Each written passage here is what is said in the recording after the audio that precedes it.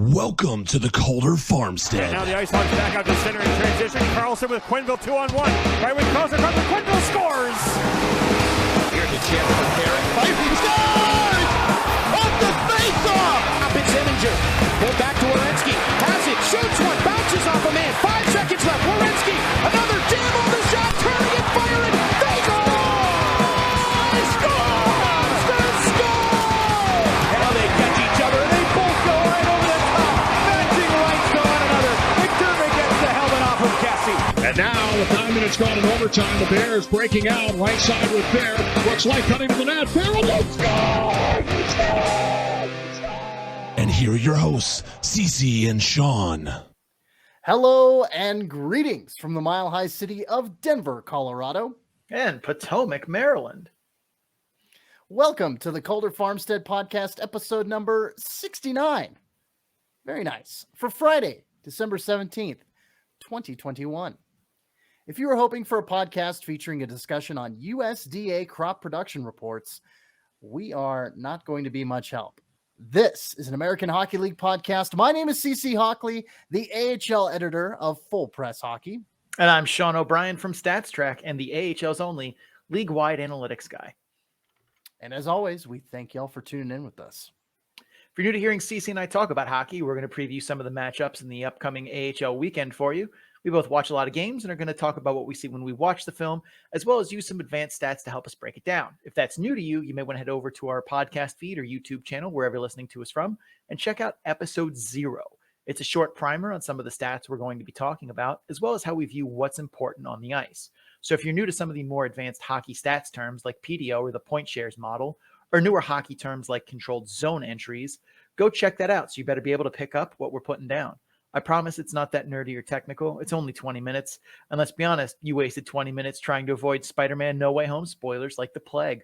You'll never get that time back. So next time, why not spend a little more time with us talking hockey? It happens every time there's a Marvel movie out. You just got to stay off of Twitter, avoid the spoilers. Hopefully it calms down for a little bit. You should stay off of Twitter anyway. Just general advice. Just general advice. Sure. All right. Well, we're going to jump right into it. We're going to preview the weekend of December 17th through the 19th. That's Friday through Sunday. And we are going to give some much deserved love, some long-suffering fans of both the Hartford Wolfpack and Springfield Thunderbirds that listen to the program. Not long-suffering because they're both doing very well this season, but long-suffering because they have been petitioning us to cover the Thunderbirds and the Wolfpack. Sean's got his Thunderbirds jersey. I've got my Springfield Falcons hat. So there you go. I'm even throwing it back to the Falcons from a few years ago. So let's get to it. Let's dive in. Hartford versus Springfield, Saturday at 7:05 p.m. local time in Springfield, Massachusetts. Sunday, 3 p.m. in Hartford.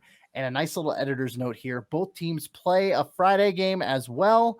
So you've got both teams playing 3-3. Springfield against Hershey, Hartford against the Lehigh Valley Phantoms. Sean, take it away. Big picture Springfield. Their power play, Thunderbirds, hasn't been doing so hot since Scott Perunovich left for St. Louis. Obviously, had a great start to the season. St. Louis would have been foolish not to call him up and give him a chance at the NHL level. It's not that shocking. Very talented power play quarterback Perunovich is, to say the least. Sean, is there anything the Thunderbirds can do to turn the tide here and get the power play going again, even in Perunovich's absence? Yeah, let's try and make a Springfield Wolverine happy here.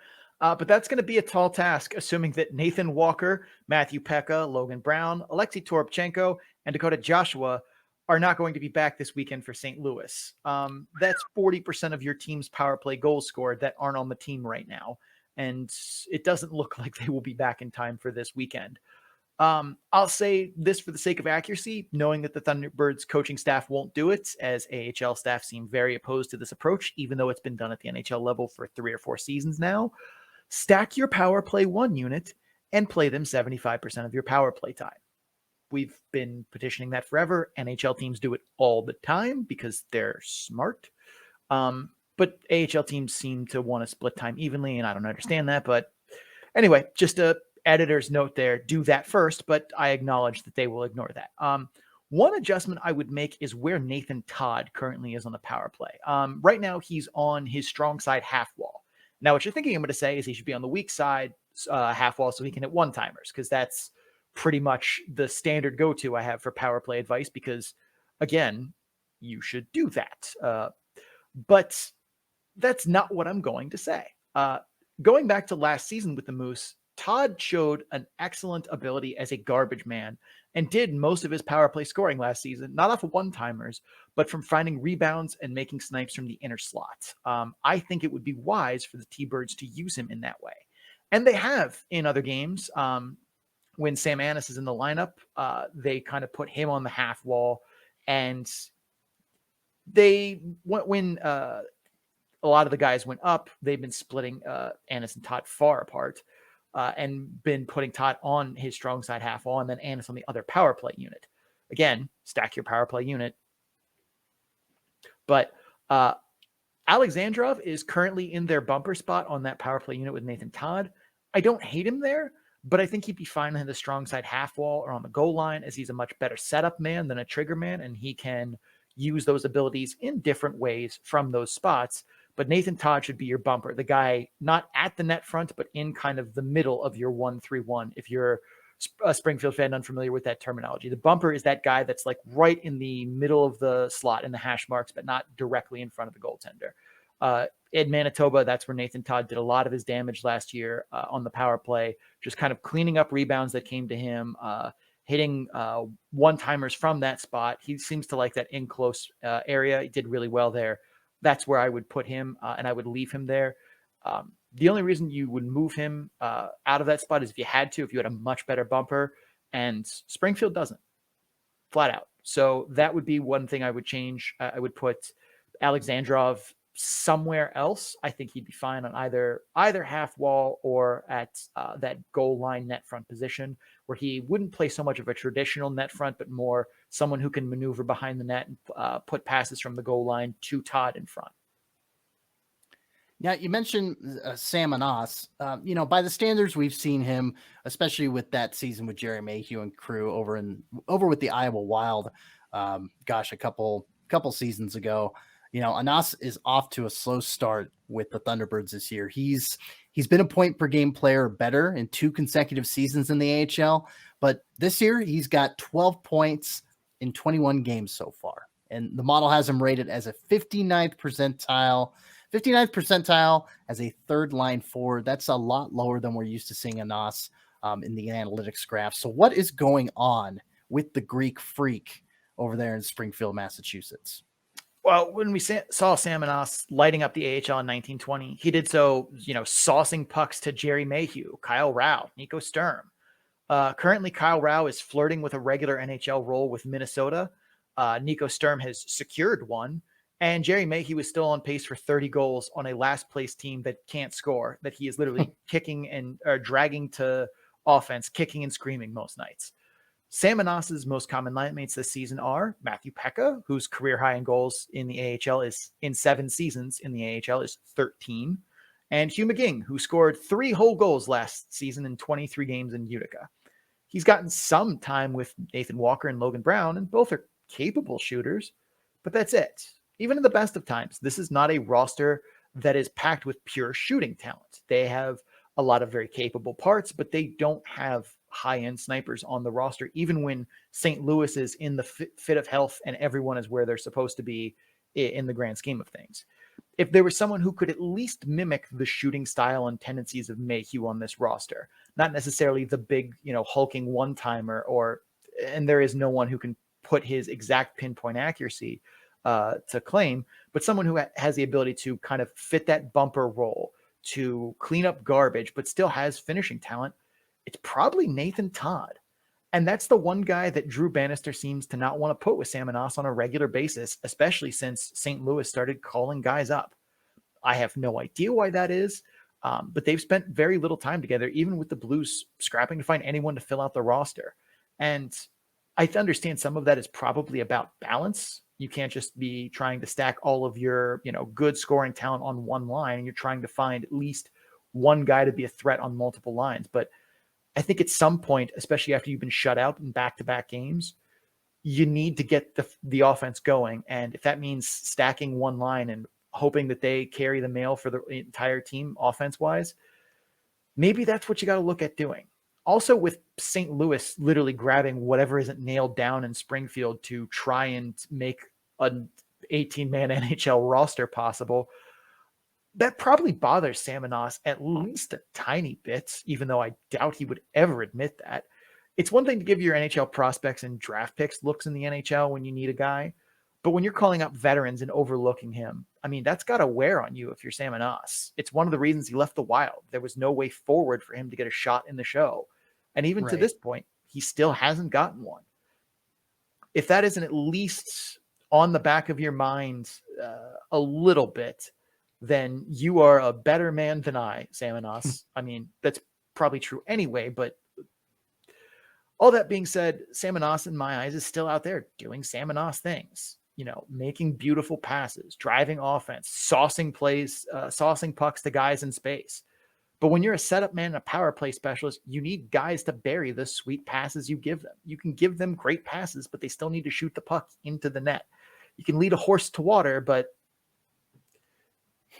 I think Anas is playing fine, driving offense, creating scoring chances, but he needs better finishing around him. And even though the team as a whole is getting good PDO luck, he doesn't seem like he's getting good shooting luck from his line mates. And I don't have any analytics to back that one up. That's more of just an observation because individual PDO is not something I'm capable of calculating given what the AHL gives me. Should I maybe have in-stat things which cost a fortune, then yeah, we could have that conversation. But we don't bring in that kind of money to afford me to do that just yet. So I think Samanos will be fine, but he needs to get, I still think they should put him with Nathan Todd for the time being until some reinforcements come, because the line mates he's getting are not going to be ones that are going to finish the chances he's creating. I know we wanted to get the hashtag free Brian Pino trending for the Hershey Bears power play.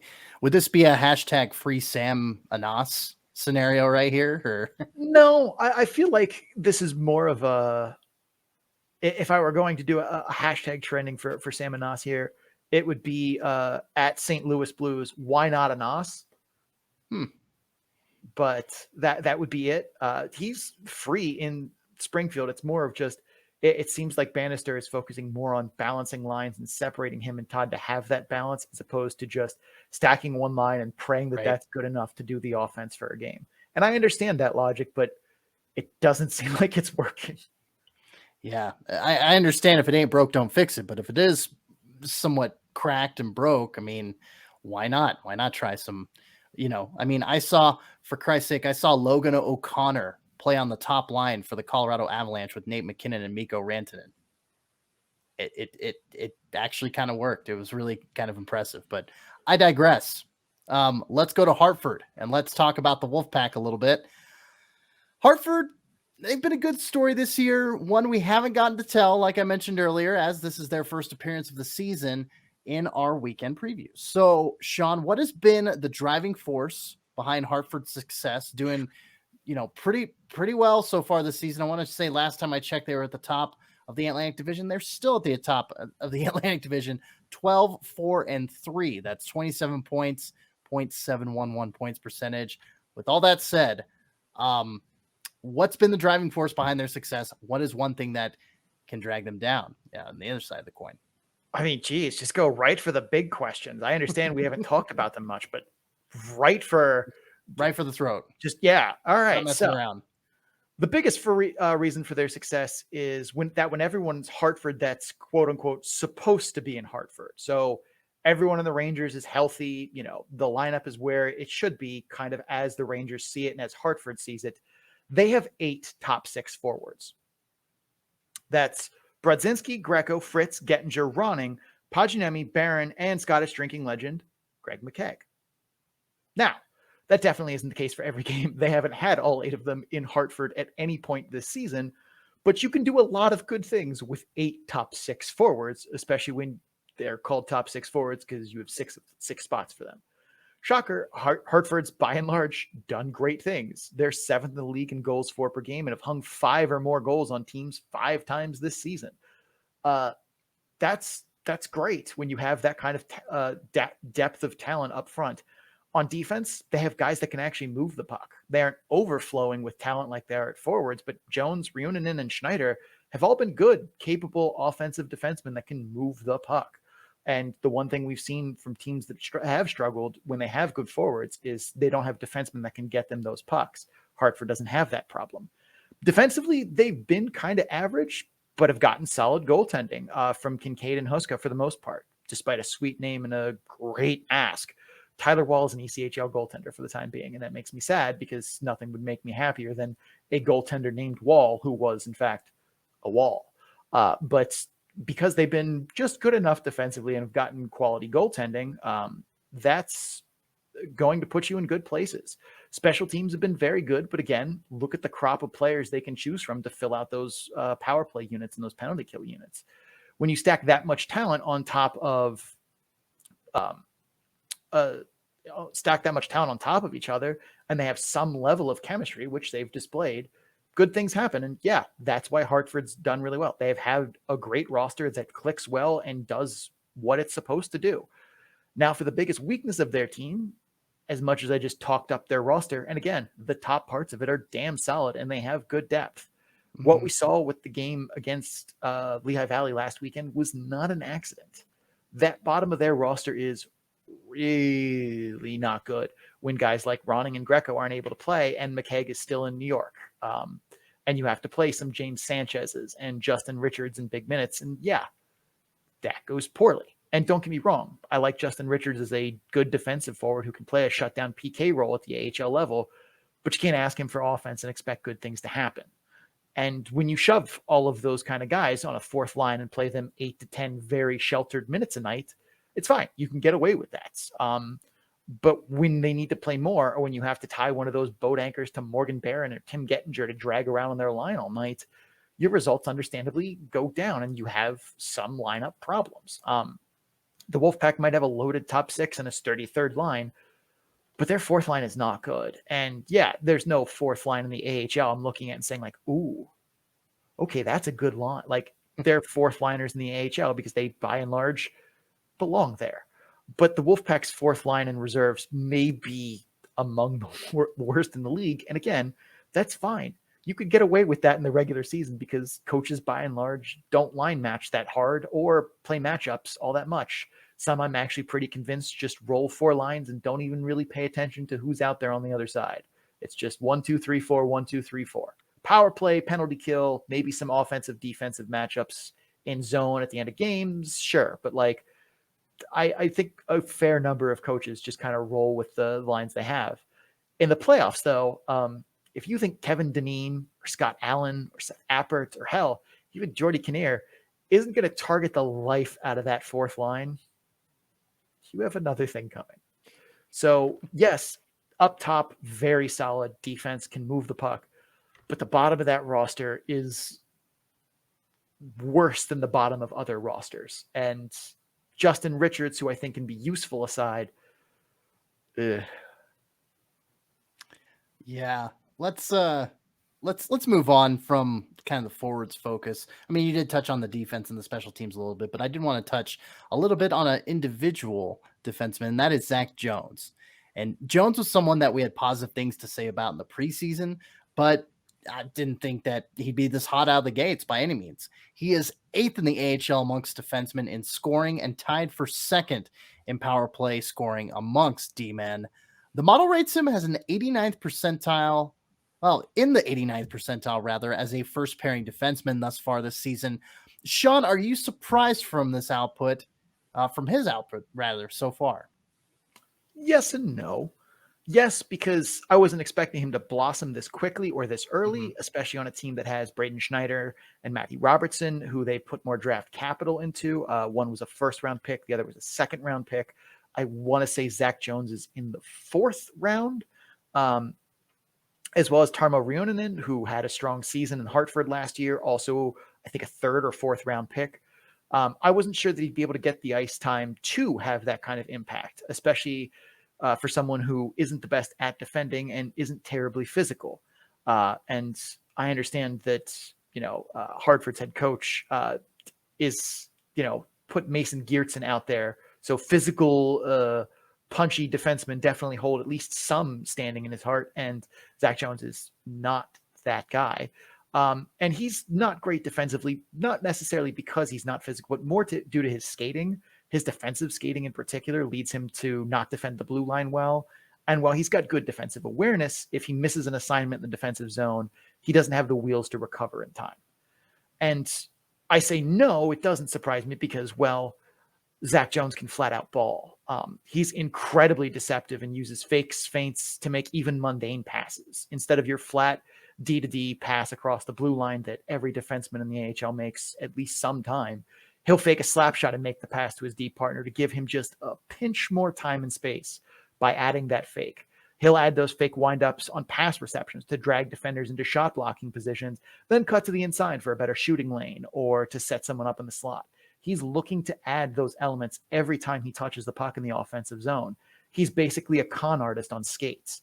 Being able to manipulate defenders and create space for teammates is why he's been such an effective force on the power play as well, because that's one of the big things you need to be able to do is pull penalty killers out of shooting lanes, out of passing lanes, and free up that space for your teammates. He does it really, really well. And that part of his game is not surprising that he's being effective at it because he's done it his whole career.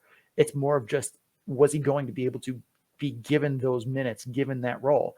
I didn't think so at the beginning of the season. I thought Chris Knobloch would start him lower down the lineup and make him kind of earn those minutes with gritty defense or something like that.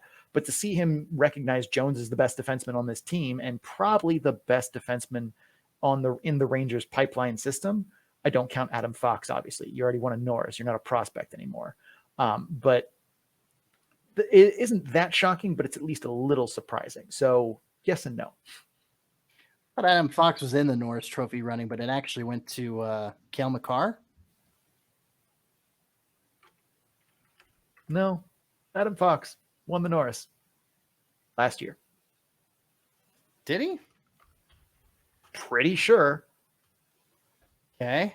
One of my league's top defensemen. I mean, I have every faith that your therapist told you that Cale Makar did, and you just went with it, but that's okay.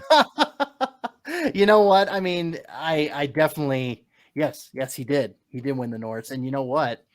I think, I can blame, my goodness, I can blame just the wanting Cale Makar to win it and just believing that he did. More social media. Like Adam Fox is a great defenseman, and I have no qualms with him winning the Norris Trophy, but like just the upheaval of social media when Cale Makar is like, oh, Cale Makar for Norris. So anyway, I apologize. For some reason, being in market definitely clouds your memory and your perspective sometimes. So forgive me for that. Thank you for the correction. Wow. All right.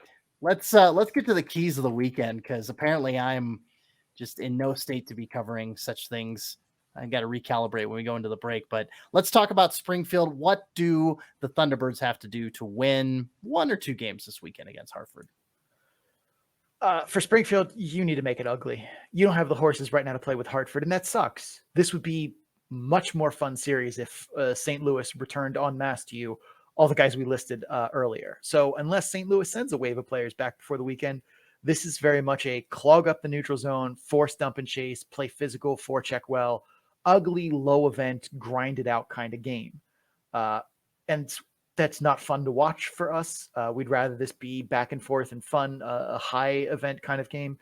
But if Springfield's going to win, I have to imagine they have to play grind it out, ugly dump and chase, clog up the neutral zone kind of game. And if that's what they're looking to do, that's I think a recipe for success for them. It's at least in my mind the right strategy. Second big thing for Springfield is if someone from Hartford hits you with a cheap shot, turn the other cheek. You just heard me glow up Zach Jones, who runs their power play. You do not want any part of him or Morgan Barron. Your penalty kill is not great. Their power play is nasty. Just say no to stupid penalties. Springfield's actually been pretty good about that this season, but just say no. Just don't hook the guy unless you have to. You never need to cross-check a dude. Just don't do it. Do not give Hartford power play opportunities. They will make you pay. For Hartford, I would say their key to the weekend is pretty simple. be ready for 60 minutes. Springfield has made the best of St. Louis's neediness the best they can, but they've been shut out in back-to-back games. And if that doesn't get you angry and ready to go, I don't know what will. Hartford has the better roster right now, and you're a bit more rested than they are, but you have to be ready to go for this game. Will beats talent when talent doesn't work hard and doesn't play 60 minutes. You need to be ready for 60. And once again, as a little asterisk, a little note here, both teams are playing a Friday game. Hartford and Springfield, home and home, are a Saturday-Sunday set. So again, the Thunderbirds are playing against the Hershey Bears. The Wolfpack are playing against the Lehigh Valley Phantoms. With that in mind, it's time for our picks. And I'm going to say that the home team wins both of these games. So I'm taking Springfield on Saturday and Hartford on Sunday. Sean, what say you? If both teams were at full strength here, I'd say this is a much different conversation. They're not. I have to go with my gut then and take Hartford in both. I wish that we got to see Perunovic versus Zach Jones. We got to see Anas and Walker and Logan Brown and all of those guys in Springfield to take on, Barron and Gettinger and Brodzinski. Like, that would be a very fun two strong teams running head first at each other. That's not what we got here. I'm taking Hartford in both. And I think the model might agree with you on that one. From what I actually updated the model because so many moves were made, and I do take the accuracy of the model as seriously as I can. I don't put my thumb on the scale with my own personal opinions, but I just made sure the transactions were up to date. The model calls Hartford a 55.1% favorite in both games. In both games, yeah. Oh, okay. So the home and away doesn't really matter then. Oh, that's a good point. I think I may have botched that because I only looked at one because I forgot it was a split. Let me quickly run over to the game probabilities here on my Tableau page and pull up the correct answer. No worries. Well, go ahead. Point out there that home ice advantage matters because, it does. Yeah. And I was just going to say, I know I brought up earlier while you're doing that Hartford is, at the top of the Atlantic Division right now, 19 games played. Springfield has played 22 games. And they are second. So this is a legit 1-2 matchup in the Atlantic Division. Springfield boasting a 14-6-2 record for a .682 points percentage. And to round out the top four, Providence is right behind them at 11-6-4, .619 points percentage. And Hershey, number 4 spot, 10-7-3, .575 points percentage after 20 games played for the Bears. So Hartford is a 55.1 on Saturday's game as a favorite. They are a 57.6 on Sunday's game. Wow. See, that home cooking gets you an extra 2 or 3% there. So There you go. All right. So we are going to take a break. After that break, we will get to Belleville. If you're just here for Hartford and Springfield, thank you for stopping by. Don't forget to subscribe wherever you're listening to us from so you get episodes in a timely fashion. If you'd like to hear us recap this matchup, we will be doing that Tuesday morning. You probably want to listen to that. So all of the links to our social media as well as our popular podcatchers and YouTube channel can be found on our Linktree page at linktr.ee/the Calder Farmstead. We're going to pay some bills. We will be right back.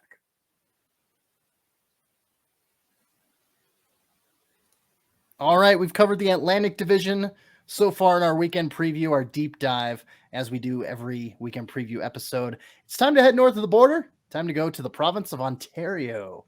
Talk about the Belleville Senators. They've got a weekend series, one on the road and one at home. So Friday at 7 p.m. at Syracuse, there in upstate New York, and Saturday at 7 p.m. versus Providence, hosting Providence. And gotta love these editor's notes. Here's the second one we have on the night so far, or on the episode so far. The Senators, the B-Sens, are currently in COVID protocols, and these games might be postponed. So we're going to preview them anyway, because that was our plan, but we're aware that they might not happen. Regardless, Belleville, still we're talking about, even if these games don't happen. So let's get to it. Big picture, the model has Belleville finishing third in the North Division right now with 57.23 points percentage. Points, actually. Sorry, forgive me about that. They currently have a points percentage of 50. Sorry. I'm getting my figures mixed up here. The decimal's in the wrong place. It's screwing me up. Let's try that again. The model has Belleville finishing third in the North Division right now with a .572 points percentage. They currently have a points percentage of an even .500. So 500 points percentage. They're sixth place in the North Division. While we can't ask the model questions directly, Sean, you are its programmer. You are the father of this analytics model. What does the model see in Belleville that gives it such a rosy outlook right now, considering their lower place in the divisional standings? Well, for starters, they've gotten consistently good goaltending throughout the season and just got Matt Murray for who knows how long. Matt Murray at the AHL level, still a very effective goaltender. Goaltending is the most important aspect of team success, but it's also the hardest to predict. So the B-Sens getting consistently good goaltending is a big feather in their cap. They also have good depth in their forward group. I mean, Jake Lucchini obviously playing out of his mind, but they have a lot of guys who are on pace for double-digit goals over a full season. Scott Saber and Mark Kastelik, Matthew Wedman. That's on top of a lot of guys like Roby Yarventier, Agazino, Reinhardt, Igor T10 Sokolov, and Wilkie. What the Senators lack in star power, they make up with 3 full lines of guys who can contribute on offense. They may not be, burning the house down, but they are guys who can put the puck in the net on any given night.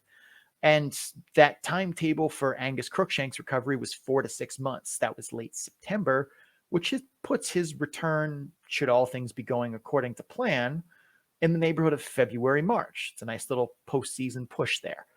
On defense, they're able to hold down the fort for now. With Bernard Docker and Hetherington in town at the same time as Lassie Thompson, they have an above-average defensive core.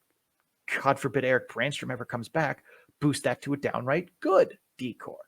Now, that's to say some other things are going on as well. That's a team with solid goaltending, potentially a good D-core and offensive depth.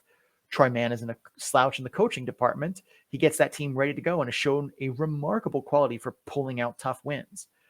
That all goes on top of, because Belleville being, pretty decent isn't in a vacuum. They have a North Division where the middle is not looking too hot. Cleveland's literally a hot mess, and not just hot in Cleveland.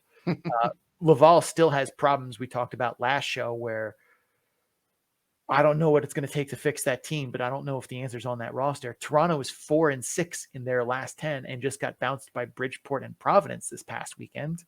There's ground to gain here for Belleville, who seems to be finding their stride at a good time and can bank some standings points. So it's a little bit of Belleville is doing okay, getting contributions up and down the lineup, might be getting some guys back. They've been getting goaltending, which is the hardest thing to predict. And, the teams around them are kind of a mess.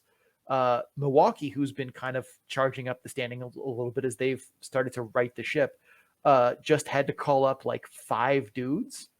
So that's probably not good for their overall outlook for the season. Yeah, they'll probably come back, but who knows when. So Belleville has sun shining on them. They have a good chance to make hay here.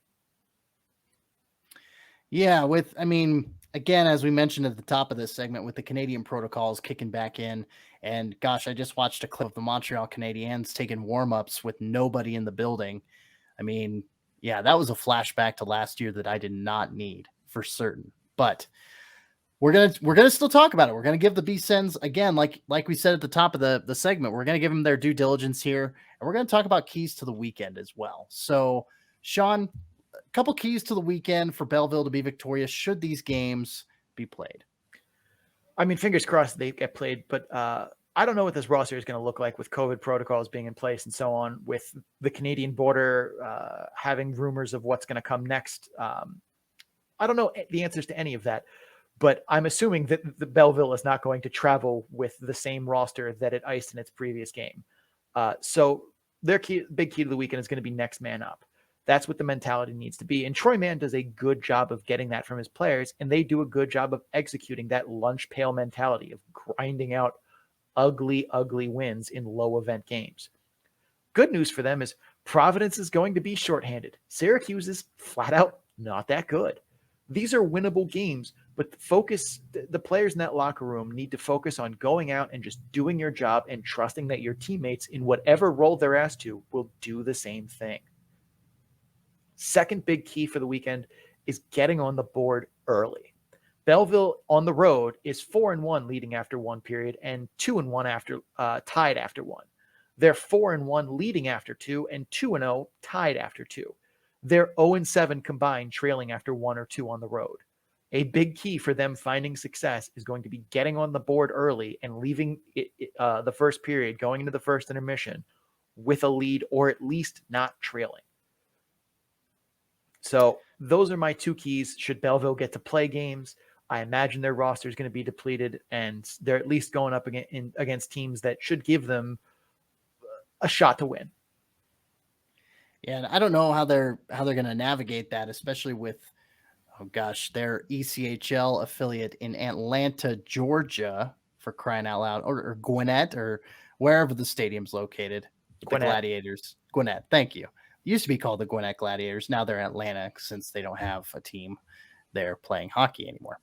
All right, so let's get to the picks, shall we? I say, that next guy up mentality, I say if they really embrace that, and I think they will, I think Belleville is going to eke out a couple wins and get the sweep on the weekend. So that's my choices. What about you, Sean? If they play, I'm going to take a split here. I think Syracuse has at least shown signs of life recently. I think that is a good opportunity for them to continue against a Belleville roster that is question mark. So I think if I knew what Belleville's roster would look like, I'd probably take Belleville in this game, but I don't. And I think Syracuse showing signs of life and not having COVID problems right now is a better bet than Belleville in that first game of unknowns. So I'm going to take Syracuse in that first game.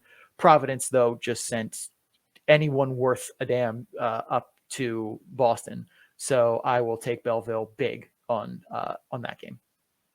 Yeah, not looking good. I think I heard a rumor about maybe taxi squads coming back. Ugh. Please no. Yeah, please no. Let's just get this under control. Sean, what does the model have to say about this? Belleville is a 50.1% favorite over Syracuse. So you can see how I went Syracuse for that game. They're a 55.2% favorite over Providence as of right now. And I updated those to include all of the transactions through about 5 p.m. Thursday. So because there were so many. And I was going to say, it flipped a lot of series. And I was like, okay, I need the model to look good here. It is my baby. So we're going to do the rare midweek update because there were so many transactions that were important. Yeah, I do not envy that. You were a busy guy this evening trying to update all that because of all this COVID protocols stuff going on. So, all right. Well, that will do it for Belleville. And we're going to take a quick break here. After the break, we're going to talk about the Rockford Ice Hogs and Texas Stars out there in the Central Division and the Western Conference. If you're just here for the B-Sense, thank you for stopping by. Don't forget to subscribe wherever you're listening to, you're listening to us from, rather, so you can get episodes in a timely fashion. Check us out on social media. Links to those social media accounts, as well as links to our YouTube, Spotify, Apple, and Google Podcasts pages, can be found at our Linktree page at linktr.ee/the Calder Farmstead. Once again, link tangoromeo.echo/the Calder Farmstead. We have some advertisements to run, my dear sir. So hang with us. Pip, pip, cheerio. We'll be right back. All right. We've covered the Eastern Conference so far in our weekend preview series focus. And now we're going to talk about the Rockford Ice Hogs against the Texas Stars Friday and Saturday, 7 p.m. in Cedar Park, Texas. Sean, this is not the Texas Stars team we thought they were going to be in the preseason, and that's not for the better, per se. Yeah. What's driving the Stars down to the bottom of the Central Division currently? They've had some underwhelming parts of the roster. Thomas Nightrod Harley hasn't been productive, but is still fine. Rhett Gardner has been largely absent from the score sheet, but is shooting 3.8%. So there's some bad luck obviously involved there. Alex Petrovick hasn't been good. But everyone else has been largely okay and within a few points of where we'd expect them to be from an offensive production standpoint. The PK hasn't been great overall, but it's 14th in raw penalty kill percentage and in the neighborhood of that in net penalty kill percentage, which isn't ideal, but doesn't scream, help me. The power play is roughly the same, 16th in the league in raw power play percentage and about the same in net power play percentage. So that leaves a kind of obvious answer for those of you who have watched this team. It's defense and goaltending. Let's start with goaltending. Since Otter has been called up, the Stars team save percentage is an illustrious .863. That will not get it done in any level of professional hockey on the planet. I don't care how good the team in front of you is. .863 is not good enough. Now, they've given up 25 goals in their last 5 games. 23 of those goals have come from the home plate area. Those 23 goals have come on 113 shots from said home plate area. That means Texas is averaging 22.6 shots on goal from home plate. And if you're not familiar with the home plate area we're describing, basically draw a line from the goalposts out to the face-off dots, up to the top of the circle, and across. It makes a nice home plate looking shape. That is the high danger area that you need to defend well. You can let shots go from the outside, and for the most part, goalies will stop them very, very often. But that high percentage area, that home plate area, is where goals are scored. And obviously, that is where goals are scored. That's where 23 of Texas's last 25 goals allowed, and 113 shots, 22.6 shots on goal from the home plate area in Texas' last 5 games. That's a save percentage of .796, which is not good. But the sheer volume of that is insane. Goaltending needs to be better, and with Anton Khudobin somehow making it through waivers, him being down there for some time, that should improve. He's still a capable goaltender. The defense, though, flat out needs to defend the high danger areas of their zone better, because what they've done as of late is flat unacceptable. Yeah, as unfortunate, Ben Bishop starting that game for Texas on a conditioning stint, letting in those 8 goals, just, listening to his body telling him that he's done playing professional hockey. That has actually kind of stabilized, with his return. It definitely left a lot up in the air as to what the goaltending depth chart was going to look like with Dallas and Texas. Ben Bishop retiring. You have Braden Holtby and Jake Ottinger up in Dallas rather. And now you've got, Anton Khudobin and Adam Scheel, because Colton Point actually just got sent down to ECHL Idaho. So that actually kind of shored things up in the goalie, at least in the depth chart. We'll see if it shorts up in the, in the statistical department. But I mean, if it's me, and this is an aside here, I ride Ottinger and try and deal.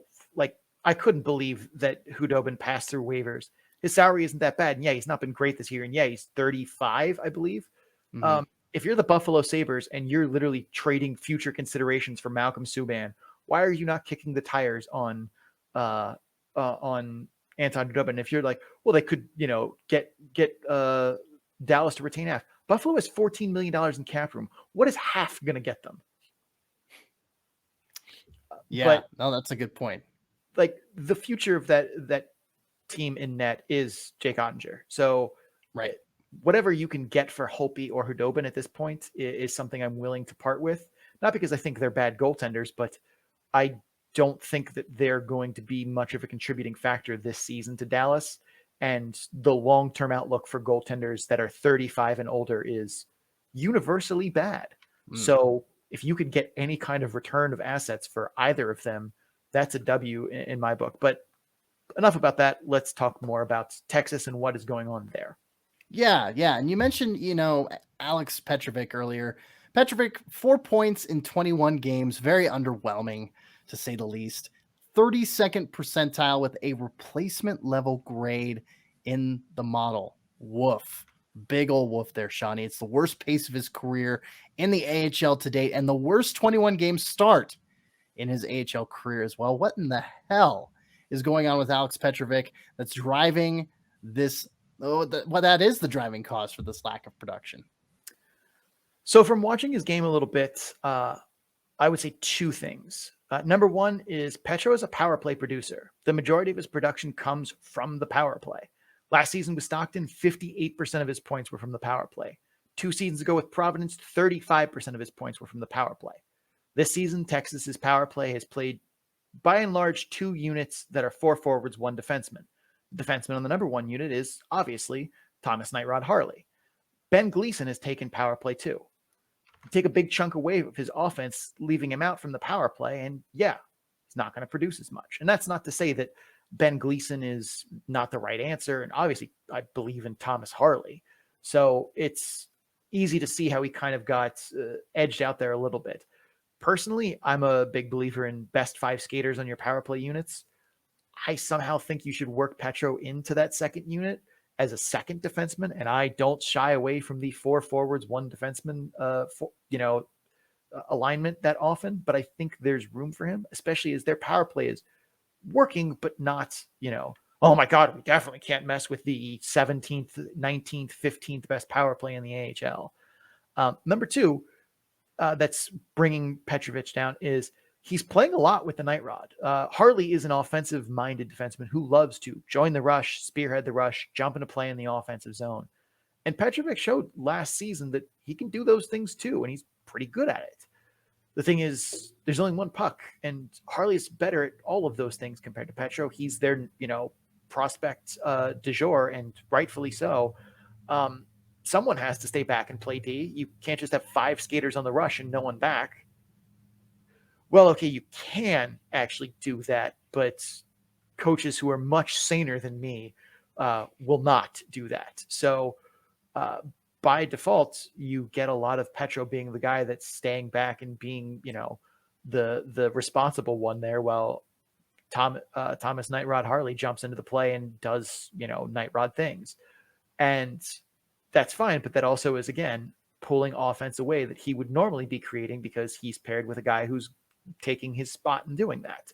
So you take away both his power play time and pair him with someone who's better than him at creating the offense on the rush, forcing him to stay back. And yeah, his offense dries up. And that's what we've seen by and large. Should, he have gotten probably Ben Gleason's power play production, that's 3 points plus probably 2 or 3 more along the way from, joining the rush and being a part of that, we're talking a difference of 6 points. Now he has 10 points in 21 games and is fine. Let's shift over to the Ice Hogs, shall we? And since, earlier you mentioned the trade of Malcolm Subban to the Buffalo Sabres organizations. Ever since that trade, we've had Colin Delia playing 4 games in a row for Rockford. And guess who started in net for the Ice Hogs on December 11th to get the 2-1 win? Cale Morris back up with the Ice Hogs. There you go. Hashtag free Cale Morris getting that dub called up to Rockford. But anyway, that is setting the table for me to say Arvid Soderblom has returned. He is back. He has cleared concussion protocol after missing 6 games. And the Ice Hogs went 4-2 in those games, which is, considering their, basement dwelling doldrums they've had this season, pretty good. Pretty good. You'd have thought without their prize goaltender, they would be in hot trouble. How did they pull out 4 of 6? 2/3 of their games, they actually were victorious without Arvid Soderblom. One way is with great penalty killing. They went 19 of 22 on the penalty kill in that stretch. Before that, they were 36 of 48. Now, their PK is aggressive, which obviously I like. I think it's contributed a lot to their success. They play a 1-3-4 check. The D does a pretty good job of stepping up and defending their blue line. I like the play from their first forechecker, not getting too deep, steering the action to boards and forcing kind of that pressure point, forcing a lot of dump-ins. In zone on the penalty kill, the Ice Hogs play the check press, aka the wedge +1. And they're very aggressive with it. Their rover is getting pressure. And as a unit, they're physical and lay a lot more hits than I've seen other penalty kill units do around the league. And I don't think that's a bad thing. It's done responsibly. You don't have guys chasing hits and getting caught. The other way that you've seen it get kind of work for the Ice Hogs is a total team effort. Arvid Soderblom is really their only quote unquote star player on the roster. So to get it done, they need to be able to roll 4 lines that are at a minimum effective on offense, if unsexy. This is not People Magazine's favorite AHL roster, and that's okay. They scored 14 goals across those 6 games, and they had 9 different goal scorers. Don't get me wrong. This is still a team that relies on goaltending to grind out games. In those 6 games, they won the home plate shots on goal battle in just 2 of them. But they beat Grand Rapids in a game where they were outchanced 23-17. They won a shootout against Iowa where they tied 12-12 in home plate shots. The Ice Hogs got great performances from Colin Delia in both these games, which is probably why he got to stay and Cale Morris was sent back to the coast earlier today. Hashtag free Cale Morris, by the way. But at the same point, I think they're able to kind of cobble together, good lines that, again, not People Magazine's favorite forward depth chart, but they're getting good contributions from guys like Evan Barrett. They've managed to get a couple of guys to turn what has been a pretty bad season into something at least approaching useful play. Michael Tepley comes to mind. So does Alta Barmakian. They haven't been big parts of the season, but at least they've got competent play out of them down this stretch run. Now that they have their prize goaltender back, we could see them, continue to be a team that hangs around the middle of the Central Division. Iowa is in free fall after Derek Baribeau went down, and Matthew Boldy did too. Those are 2 big pieces that are gone. And when you have to play Hunter Jones in games, well, we've seen how that looks already. I've seen this movie before. I don't need spoilers. I know how it ends. So there is room to be made up. And Rockford, with a physical, grinded out, good goaltending style of play, can certainly, hang around in the Central Division and not be a basement dweller. Yeah, I know Iowa, Grand Rapids, Milwaukee, and even Texas are all within range of catching up with Rockford. But as it stands right now, Rockford is 3rd in the Central Division. And boy, I mean, it's a tight race with, Chicago and Manitoba. And then it's, I don't want to say it's those 2 and everybody else, but they've got a little bit more of a separation between the top 2 and the rest of the Central. It is the death division, as we called it. It is shaping up to be more and more interesting. Like you said, with Iowa in free fall, with Texas falling to the bottom of the division, with Rockford turning it on a little bit. Iowa's proving our death division name. They, took 2 players that were important to their roster and took them off, and all of a sudden their competitive edge just gone. There are good teams in that division, top to bottom. Even if, they aren't all, giant killers, they're all capable teams in that division. So when you have to play Hunter Jones and you can't play Matthew Boldy with Marco Rossi and maybe a call-up or 2 to Minnesota here and there, you suddenly go from, man, Iowa looks like they could be for real, to, wow, is Iowa even a team? They're suffering from Wilkes-Barre-Scranton syndrome. They have become a fake team. They are not a real team currently right now, or at least in this little stretch. But hey, let's jump over to the keys to the weekend. Sean, I'd imagine that, Rockford really having this resurgence on their PK would probably be one of the keys to help them, kind of lift them up over Texas. Yeah, especially as Texas's power play, despite, everything else, has scored at least 1 power play goal in 5 out of the last 6 games they played, I believe. Oh, wow. So, okay. Yeah, the one key for Rockford here is, keep your PK. Your PK seems to be finding its groove. Don't take penalties. The best way to keep your penalty kill from failing you is to not put it in positions to. But their PK is going to need to, hold down the fort once again. They're going to need good penalty killing in this series. They need to win the special teams battle if they can. I know their power play is not the best, but if they can squeeze out a tiny margin of positive, it would be on special teams. Second big key to the weekend is start Alfred Soderblom in both games. I know it's your prize goaltender that you've been riding the whole season. Do that thing. Like they say in hockey, do that hockey. Ride Arvid Soderblom. If I am on the Texas side, I'm looking to switch things up a little bit. I want to put Petro on that second power play unit. I think his big shot and ability to kind of dish the puck as well can be somewhere you can find a better, more effective second power play unit, because that second power play unit has not gotten it done by and large. The overall power play has, but it's been driven by that top one with Harley and Lewis and Damiani and I think Riley Tufte off the top of my head. I would mix up that second unit. I would put Petro on it and Gleason. Okay. For Texas as well, I would start Dobby in both games.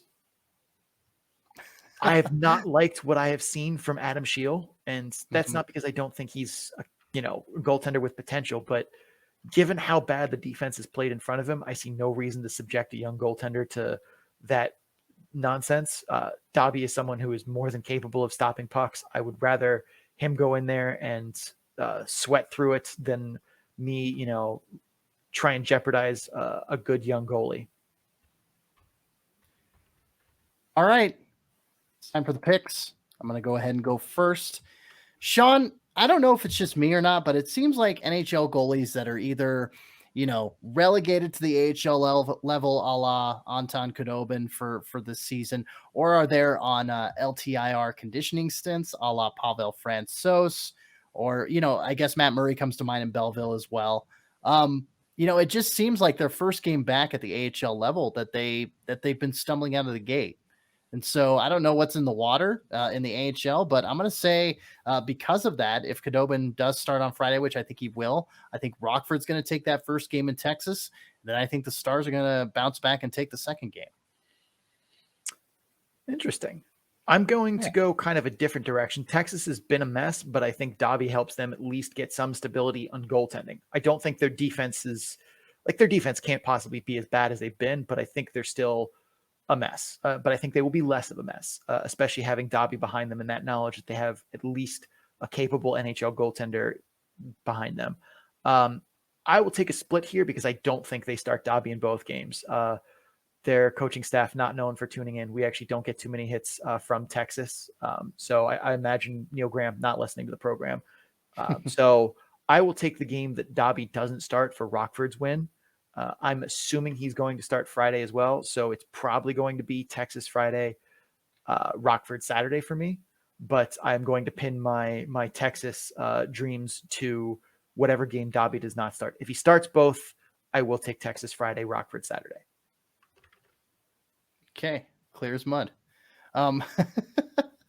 No. Let's talk about the model. What does the model have to say about this one? The Texas just got a lot of support back from the Dallas Stars, so that helps boost them up. Texas is a 57.1% favorite in both games, as they are in Texas for both games. Gotta love that home cooking for sure. All right, well, we are going to take a break here, and after the break, we will get to the Best Coast, Abbotsford, and Henderson. If you're just here for Rockford and Texas, thank you for stopping by. Don't forget to subscribe wherever you're listening to us from so you get episodes in a timely fashion. We will be back on Tuesday to break these series down. So you probably want to listen to that if you're listening to this. Also, check us out on social media where we do the memes. Links to all of our social media, as well as links to our YouTube and all of our popular podcast places, can be found on our Linktree page at linktr.ee/the Calder Farmstead. We're going to pay some bills. We will be right back. All right, for the last segment, or at least the last series preview for the weekend segment of the podcast, we're going to bring on a familiar and a welcome face to the Calder Farmstead. And he is, he's undergone a name change this season because the AHL team for Vancouver has also undergone a name change. So AHL Nucks Harvest, writer and creator, as well as the Crease Cast podcast, getting a little traction there on the TikTok with the Utes. Good friend of ours, good friend of the podcast, Cody Severson. Welcome back to the show, my friend. Thanks for having me on, boys. Always glad to be back on the Calder Farmstead. Let's talk some hockey, shall we? Let's do it. Let's harvest. Let's farmstead it up. Let's keep these farming references going. Actually, they'll just stop right there. Let's just talk hockey, shall we? So Abbotsford and Henderson, Canucks and Silver Knights playing this weekend, Saturday and Sunday, 4 p.m. in Henderson, Nevada, there in the Las Vegas Valley. Sean, let's talk big picture real quick for Henderson, and then we can get Cody's 2 cents here when we come to Abbotsford, and we'll talk about Henderson for a little bit. So Sean, take it away. Well, I mean, the big question last year for Henderson was their penalty kill. They were 23rd in the league in raw penalty kill percentage, 22nd in the league in net penalty kill percentage. This season, they're 15th in the AHL in both raw and net PK. And the biggest differences that I've seen, well, for one, they play the same style they did last year. They play a 1-3. Last year, they played a 1-3-4 check with the check press. But last season, their check press was very aggressive, to the point where they often over pursued and they got caught doing that, especially from the defenders they have at the bottom of the wedge. They would leave the net front and chase the puck too often. I remember watching a goal being scored in a power play goal get scored against the Henderson Silver Knights in the division pretend playoffs last year, where Cooper Marody was just hanging out by himself in the slot on a power play. That's usually a bad sign that you have over pursued, and they got caught a lot doing that. This season, not much has changed in terms of tactics and X's and O's. They still use a 1-3-4 check. They still use the check press. It's still very aggressive. However, they've made adjustments to their pursuit in zone. The bottom of the wedge is a lot more stable this year. They stick to their assigned areas and don't go chasing waterfalls like the one behind me. They stick to the rivers and lakes they're used to. You don't see a lot of that running around behind the net, or both of the defensemen kind of in the corners chasing pucks. Now, that's not to say that they don't have the freedom to attack anymore, but they're better at picking their moments and reading the play of when to do so. I've still seen a couple of times in which I thought they've over pursued, but they've done a lot better at picking those spots and haven't gotten caught quite as much. Those guys are also scanning over their shoulders more often and are a lot more aware of where threats are coming from that are behind them and away from the play. They're also doing a better job having the details of knowing what lanes they're supposed to be covering, where their sticks are supposed to be. And that's a big improvement from last year, even though the X's and O's and how you would draw it up on the whiteboard is almost a carbon copy. They've gotten a lot better at identifying their threats, knowing their roles, not over pursuing, while still being incredibly aggressive in zone, which is a credit to them. I still think there are some moments in which they over pursue a little bit too much, and you see the two forwards not exchange as cleanly as I would like, but there's always going to be hairs to split. But you can see that kind of trend up, and I think that's a very good thing and a big change for Henderson going forward this season.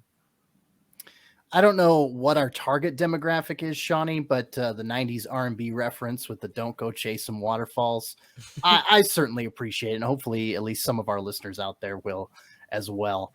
Let's shift gears a little bit. We'll talk about some of the more detailed breakdown of the Silver Knights and talk about some of the individual players. And it really feels like Vegas and Henderson together, they've got a handful of good Russian prospects. I feel like Danielle Miramanov is one of them. He's certainly been a surprise this season, had kind of a blowout preseason, spent some time up with Vegas, but he was held pointless in 6 games with the Silver Knights last season. And in contrast to this season, he has 13 points in 17 games played. He's in the 95th percentile with a first pairing defenseman grade in the model.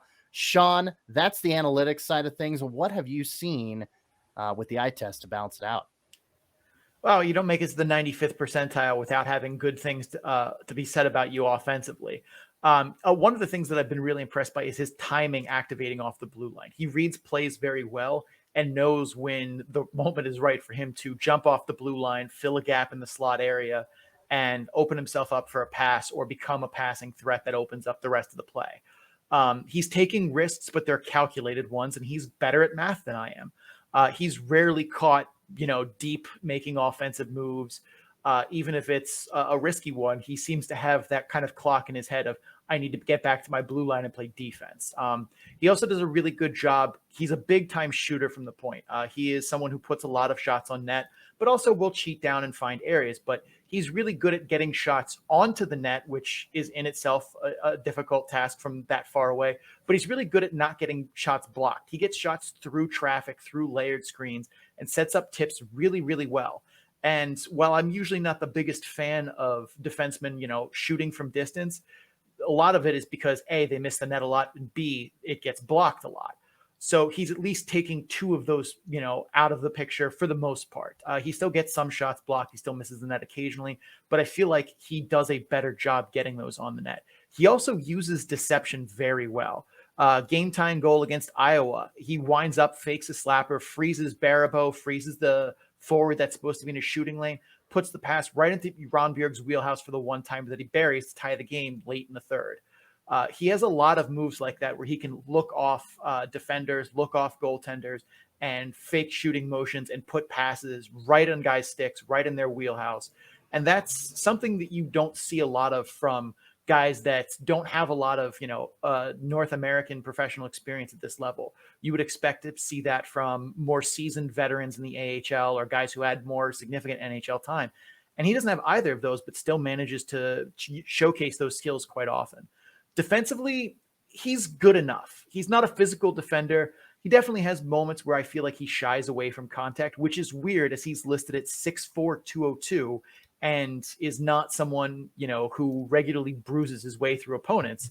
I would like to see more of that in his game. I'm not saying he should go chase hits and rack up PIMs, but there are definitely moments where it looks like he's not afraid of contact, but doesn't like to get hit. And I being, 6'4", 202 is what he's listed on the AHL website.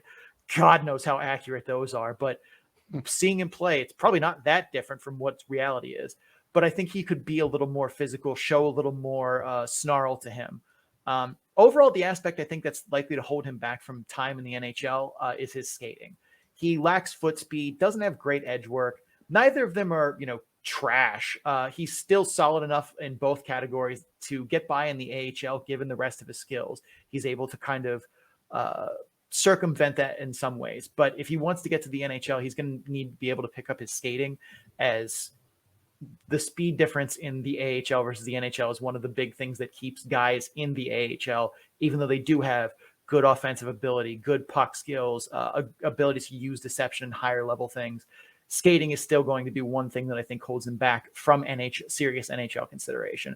But overall, I've been really impressed with what he's shown this year. He's not the youngest guy in their system, so we may be seeing him pretty close to the best version of himself he's going to be from a physical aspect. But I think there's still a little bit that he can add that'll hold.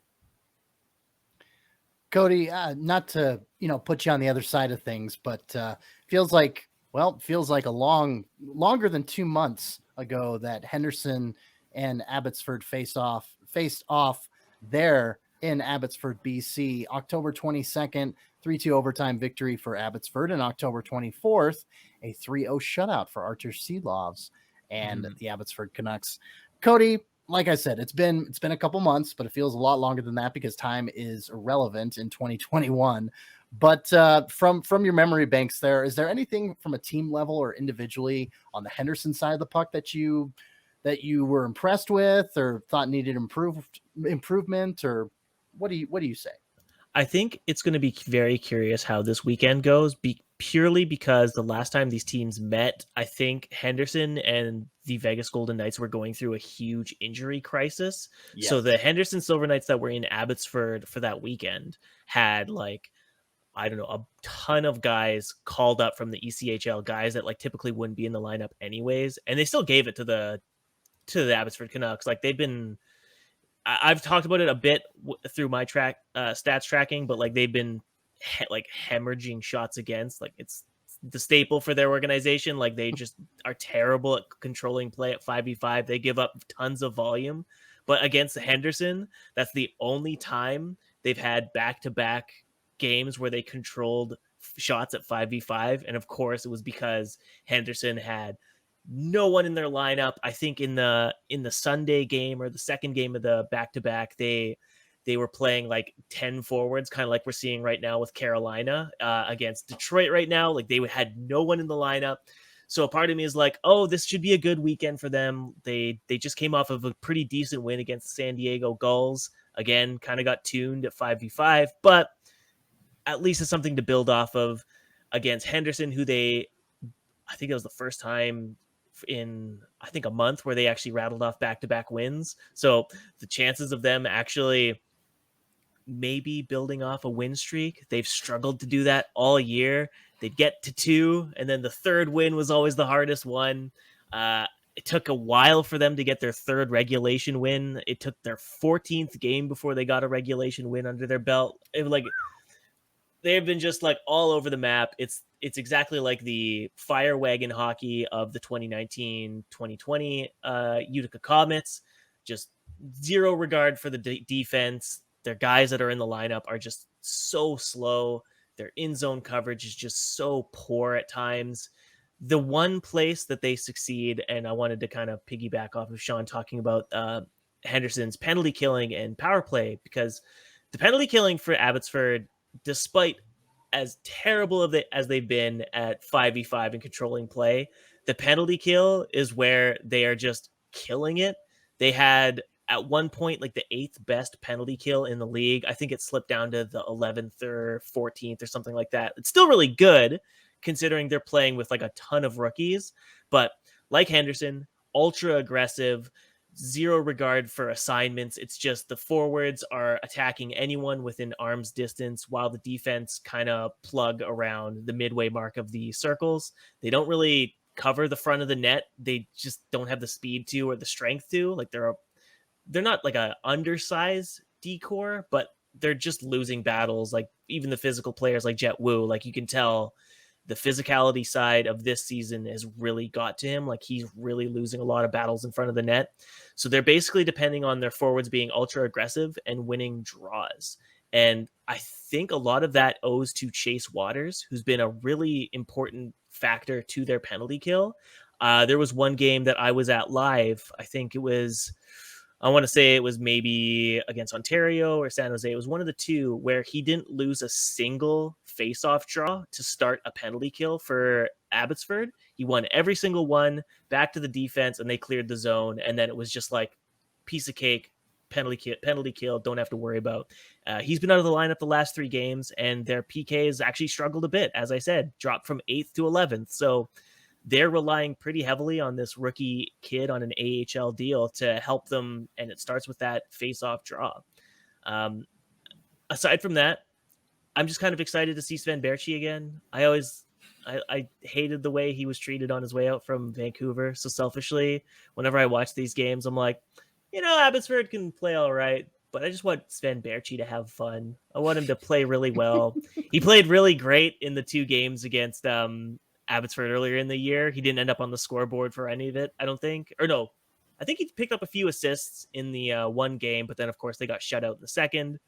But other than that, like I really like to watch the Russians, like the what's his name? Marushev, Miramanov, and Dorofeyev. Yeah, Dorofeyev's the one that's like really fun to watch. Like he's really like kind of electric. His point total, I don't think like reflects like how like fun he is to watch, and I think that can be said for a lot of the guys on the Henderson Silver Knights. Like they play really exciting hockey, and they're like a huge team. Like they play big aggressive hockey, but they've got like the style points to back it up as well. And I was just checking the Silver Knights point totals while you're talking about Marushev, because I was like, Dorofeyev, and I was like, I wonder where he's at right now. And he's less than a point per game, but like for a 21-year-old, that's not bad. But I was actually kind of stunned because the way he plays, I would have expected so much more. You know what I mean? Like maybe it's just because I'm all about flash. I don't really care about like the defensive play. I appreciate it, and I know it's important, but like I'm all about guys wheeling and dealing. That's why Danila Klimovich, he can struggle in the defensive zone. He can suck at in-zone coverage. He doesn't need to move his feet, because so long as he's ripping one-timers that are the most innocuous looking shots, but they look like they're coming off his stick at 99 miles an hour, like I don't care. So I probably shouldn't admit that stuff out loud, when I'm supposed to be like a guy who's covering a team, like, and trying to be objective about both sides of the ice. But I'm also a hockey fan, and I can appreciate the offensive side more than the D side when I need to. Well, and Cody, not just that, but I think we might have a name for our segment. I just hope Sven Berchi has fun. Yeah, like, I mean, the guy like tried his best. He was really good as like a veteran leader in that 1 year for the Utica Comets. Like he didn't want to be there, but like he did his darndest to try his best. Really tried to work for another NHL shot. He got like 3 games and like got 7 minutes a game. Like they just did not even try to make it work for him. So I always like feel bad for players like that when they just like are clearly on the outs with an organization and they're just biding their time. So it's kind of like how we're seeing also with like Jonathan Dahlin or Jonah Gadjevich in San Jose right now. Like whenever they score or have like a good shift, like I'm there watching and I'm just like, good for you, go after it, guys. Like I just want you to be happy, kind of stick it to the team that didn't give you the rope that you probably should have earned. You know what I mean? You're big. Yeah, you're a big hockey guy. You're a big proponent of these former prospects, even though they're in other markets, and that's admirable, my friend, for sure. I don't know why I do it to myself. Like earlier today at work, I was I think I was cruising like all the guys that like expired last year. So I'm checking out Josh Tevez and Mitch Elliott in Rochester. I'm looking at Lucas Yashik in the Liga, Petrus Palmu. I'm just like, wonder what they're up to right now. How are those guys doing? I have no reason to, but I'm just like, I'll check in, see how everyone's doing, how the kids are doing. Cody's search history has the "Where Are They Now" elite prospects section bookmarked for Utica and Abbotsford. That is like basically like my spare time when I'm not tracking hockey, which seems to take up the majority of my free time. It is literally like playing Where Are We Now with all of these marginal AHL players who I feel didn't get a good enough shot with the Abbotsford Canucks team. But hey, that's my life, man. That you live and breathe this hockey stuff for sure. Indeed. Yeah, we hang out with people that kind of do that every now and again. That's why I'm on this show, to talk about AHL hockey, because some people get it and you guys get it, and that's why I love coming on. And that's why we love having you on, is because you get it too, my friend. So speaking of which, let's hopefully impress you with our big brains and talk about Abbotsford from our end. Oh, he says. Let's. Yeah. So with the big changes in the front office and hockey ops there in Vancouver, obviously there's going to be some shifting down in Abbotsford. There's going to be that trickle down effect. So, Cody, are there any changes in Abbotsford? Well, I guess I'll kick it over to you first. Sorry. Are there any changes in Abbotsford since the new regime took over in Vancouver that you can point to and say, Bruce, there it is. Bruce, there it is. Come on. I actually don't think they've paid any attention to their farm team since Jim Rutherford took over. And case in point, this past, yesterday, when the Abbotsford Canucks took on the San Diego Gulls, and instead of starting Michael DiPietro or Artur Silovs, they started Spencer Martin, a Colorado Eagles alum, I believe, a former guy from the Avalanche's backyard. Correct. Just he's a marginal AHLer. Like you're not playing him to develop him in the hopes of him being a career NHLer. You know what I mean? Like he's there for spot duty when you need to. He isn't a guy that you start in 4 of your last 6 games, which is what he's done. And that kind of sparked a bit of an outrage in Canucks Twitter. It wasn't that large because most people don't really pay attention to the farm unless I'm talking about him. But it kind of raised some eyebrows because the AHL is supposed to be a development league. You're supposed to be building for the future, so you have pieces that increase in asset value or become assets to you on your actual NHL team. So the fact that a 27-year-old goaltender was taking away time from Artur Silovs and Michael DiPietro, regardless of their struggles this season, because both have been, not great. Like they've been okay. DiPietro especially has really struggled, but you kind of put that aside and just say, whatever, you give them games and let them figure out their own issues.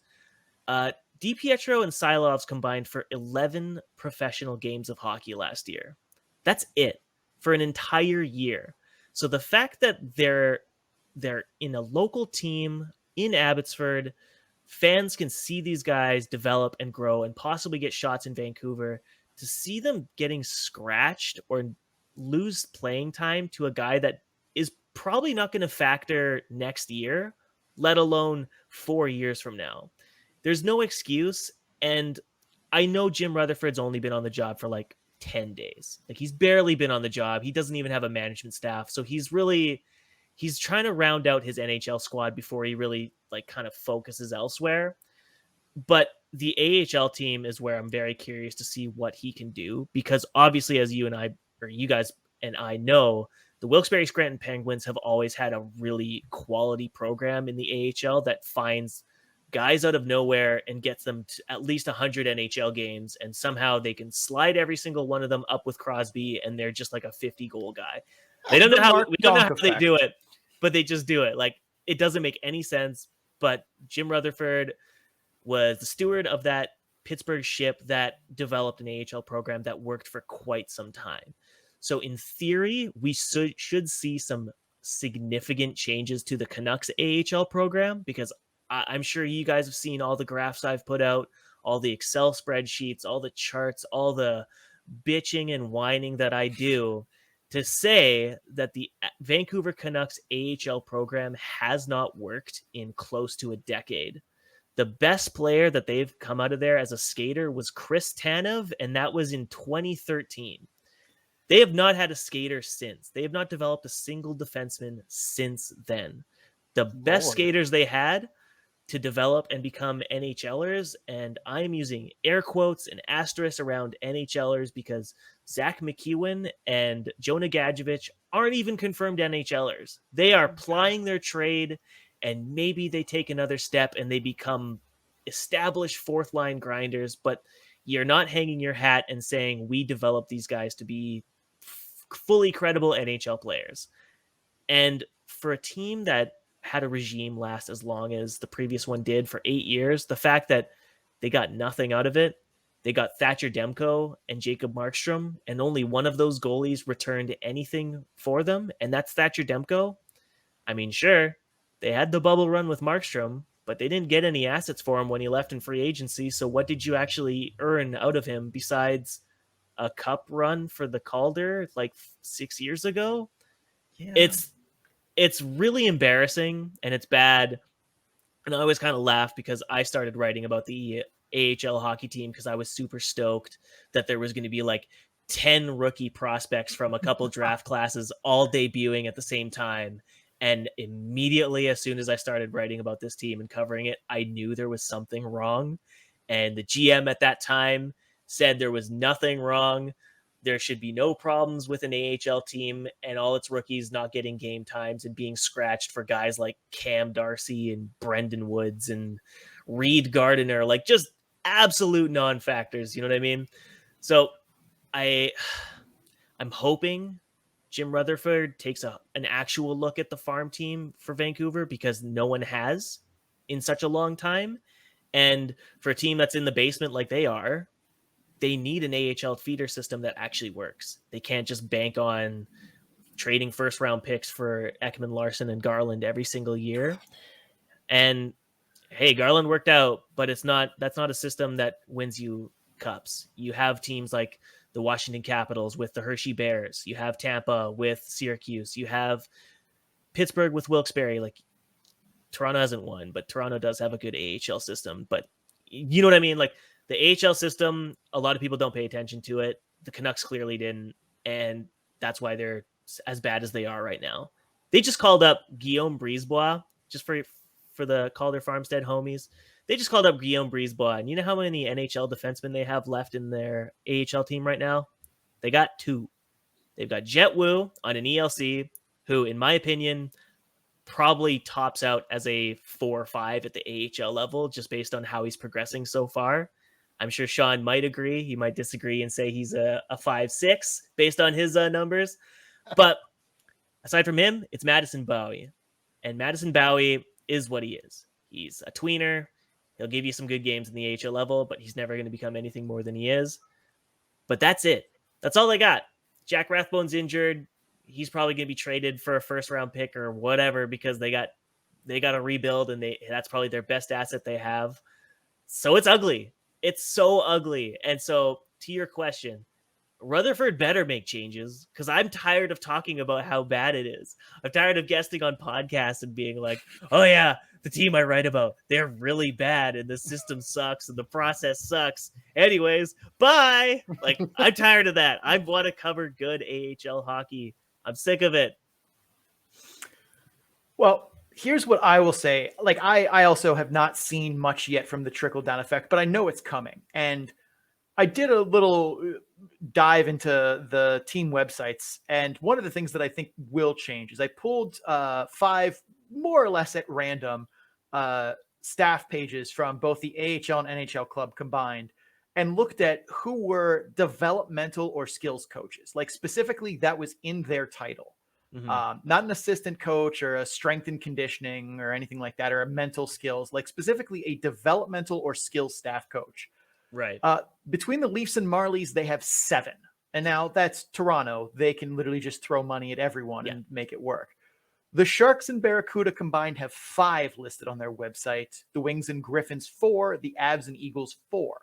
Now, those are teams I literally pulled pretty much at random. I was curious about Toronto because I knew they would be the highest. And then just was like, what's another team that's kind of developing young players right now? Right. The Canucks combined have 3. I think that number probably needs to go up at least 1 or 2. I think that definitely is part of the problem. Is not so much that the Canucks have done a bad job drafting or scouting, which, okay, that's fine. They have a little bit, but like, it's one thing to pick a guy in the top 5 that, doesn't blossom into a first line player or top pairing defenseman, but to not get an NHLer out of him is not a scouting failure. That's a development failure. That's a skills coach failure. That's building a player failure. And I think that lack of infrastructure in that staff that you see right now is at least somewhere you can point the finger and be like, we need more capable people in those roles. And it's not like they're hard to find. Vancouver is a giant market full of smart people about hockey. Yes. You can find local guys who are more than qualified at a national level to come in and fill these roles. You just have to go looking for them. It is very interesting too, because I believe Vancouver also shares one of their skills coaches between the AHL and the NHL team. I think that's Yogi Svikoshki, I think his name is. So I'm pretty sure he was working with the NHL team like at a practice like a couple days ago, and he also split time with the AHL team. So I guess he is technically an Abbotsford skills coach, but he is also for the NHL team. So it's like he's not like a full-time AHL coach. But to your point about getting more bodies available to assist in development, I think it was the Canucks Conversations Chris Faber pointed out in an interview with Aidan McDonough that 2 years after drafting him, he went out of his way to get a power skating coach because, according to him, he had never been broached the topic with the Canucks. They had never suggested it to him. They had never brought it up to him. They had never hooked him up with anyone. He had to do this all on his own. And of course, like Chris Faber's like one of the most lovely guys ever. So it kind of just like went over his head and he was just like, oh yeah, cool. I'm so glad you got the coach. That's awesome. Like he didn't even really like put click in his head at the moment that he was like, wait, what's the point of having a director of player development if he's not, finding skating coaches for drafted players immediately after drafting them? But this is 2 years after. And I'm sure there's some rules in the NCAA that they can't the team can't explicitly spend money to help develop players, but you provide the resources to these players so that they may improve their game while not in your capable hands. And so that's just like one area where you're kind of like you're doing right now. You just like kind of put your hands in your head and you're like, what are you doing? If I have learned one thing from a lifetime of college football fandom, it's definitely possible. Yeah, that's what I said. I kind of thought too. I was like, I'm sure they're like, because obviously NCAA players aren't allowed to make money. And I think they tried to make a rule recently where like they finally allowed players to get sponsorship deals because they were like, it's stupid to withhold them from their earning potential. But yeah, coaching, like it really shouldn't take much to be like, hey, we paid $2,000 for you to go see a power skating coach every second week or every third week. It doesn't even matter. Even just go to the NCAA team and be like, hey, cool, you're going to hire this person to be your team skating coach. Yeah. That we are going to make a donation through, our whatever foundation to your program exactly for this coach's salary. So you're going to get a free skating coach. And there isn't an NCAA team on this earth. It's like, nah, we don't want that. We're good. We don't, our skaters skate fine enough. Yeah, like unless they have that infrastructure in place already. So they're Michigan, Minnesota, St. Cloud State, whatever, like that level of team. No Michigan Tech or Penn State or, ASU is turning that down. Yeah, but no one would. Let's move on a little bit here. Otherwise, we will be here all day, which I appreciate. I love talking to you, Cody, but we do have a show that, we try and keep under 90-ish minutes. So Fair. That's fair. CC, move us a little forward here. It's fun to let you guys just go for it sometimes. So, but yeah, I will rein you in a little bit, and we'll move on to the more detailed breakdown of Abbotsford. And, you want to talk Colorado Eagles alumni there, Cody. I don't know anybody in any conversation about the Abby Nucks at the player level that can start with anyone else other than Sheldon Dries. He is in the 97th percentile, obviously a top AHL forward grade in the model, leading the AHL in goals. Definitely a change did him good. He must have been listening to some Sheryl Crow, because a change done did him good heading up to Abbotsford this season after spending a little time there in the Colorado organization. Sean, we're going to kick it to you first. Do you think Dries, his scoring spree is at a sustainable click? And Cody's shaking his head. But Sean's going to answer this too. So he's shooting 28.9% right now. Wow. And I'm going to apologize to Mrs. Dries, who follows us on Twitter and is maybe listening right now. Oh, no. But no, I don't think he sustains that. Sheldon is a talented shooter. Don't get me wrong. And he probably got a bit unlucky shooting last year in Colorado. But sustaining a 29 or 28.9 for all effects, 29% shooting rate over a long period just isn't going to happen. Patrick Laine can't do that at the AHL level. The last guy to do it was Valentin Zhikov for the Checkers in the 17-18 season. And credit to him, he turned what was an absolutely unsustainable shooting rate into 53 NHL games and about $150K in NHL salary. But he also regressed pretty hard and scored 23 goals in his last 87 professional games across 3 different leagues. Now, that's not to say that Dries can't win the scoring title in the AHL this year. The average shooting percentage of the top 5 scorers in the AHL for the last 2 completed seasons is 16.9%. Dries shot 16.7 in 1920. Career average is about 15%. So that's very much within his ability to get there with a good break or two, or just some natural ability. The big difference for me of why I don't think he sustains this goal scoring rate is shooting volume. His career average for shots on goal per game is 2.23. This season, he's at 2.36. So basically he's shooting the same number of pucks he has in his career. The average top 5 goal scorer from those last 2 complete AHL seasons is almost 3 shots on goal a game. Now, over one game, a shot, 0.7 shots on goal, 0.8 shots on goal doesn't matter. But as the season builds up, those continue to snowball, and his goal scoring totals at the end are going to depend on how much that shooting percentage regresses and what that volume looks like. I don't think a top 5 finish in goals is outside of his capabilities. I don't think the scoring title is outside of his capabilities, but he's going to need to throw some more rubber on the net on a regular basis if he wants to get there, and maybe get a pinch lucky along the way. It's possible, but he's going to need to shoot at a higher volume. And I don't know if that means more minutes, which he's clearly getting in Abbotsford right now, which helps him, but he's going to need to put more pucks on the net if he wants to sustain that, because that shooting percentage is going to go down. Yeah, by my tracking right now at 5v5, he's shooting at 32%, which, a little unsustainable. But to add on to the stats that pile on to Mrs. Dries, is it his mom that follows you? I'm nearly positive it's his mom. Yeah. Okay. Sorry, with apologies to the Dries family. Sheldon Dries has a very interesting stat profile by my measures, because he's actually one of the lowest contributors to on-ice Corsi 4. So with him on the ice, they're actually controlling shot attempts really well. Like, obviously, he's a first-line player playing with Sheldon Rempahl or I think Phil DiGiuseppe or Nick Patan or Justin Bailey. Like, usually, like, it's basically all the quad A players that he's playing with exclusively for the Abbotsford Canucks. At evens, he's got the highest shot attempt differential for forwards at +22. Like, he is a good indicator that when he's on the ice, the chances are the Canucks are usually controlling play. But by my measure, so I decided to kind of track how much of it players' individual contributions to that Corsi they're actually responsible for, to try and see, like, are they just a passenger, the beneficiary of being with good line mates, or are they actually driving offense? So he's actually at a 29.38% contributor of the Corsi events for when he's on the ice.